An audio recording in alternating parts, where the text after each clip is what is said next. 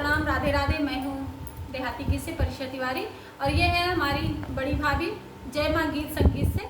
और जय माँ गीत संगीत रेणु शुक्ला से। और ये गीत और जाएगा किस पे? पूनम शुक्ला लोकगीत पे जाएगा। आप लोग फुलबाज कीजिएगा और अपना प्यार दुलार आशीर्वाद दीजिएगा, बहुत बहुत सपोर्ट कीजिएगा। आप लोगों का बहुत बहुत धन्यवाद। और ये कजरी गीत है धान रोपाई का, जब धान रोपते हैं उस समय सब लोग पहले गाते थे।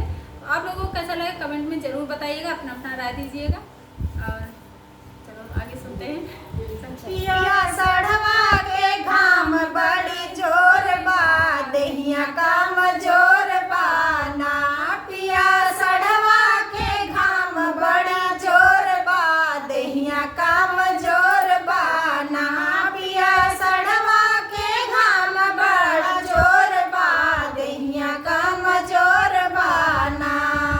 हमसे धान ना रोपाई लागे हाथवा पिराई, हमसे धान ना रोपाई लागे हाथवा पिराई, लागे हाथवा पिराई, लागे हाथवा पिराई, लागे हाथवा पिराई, लागे हाथवा पिराई।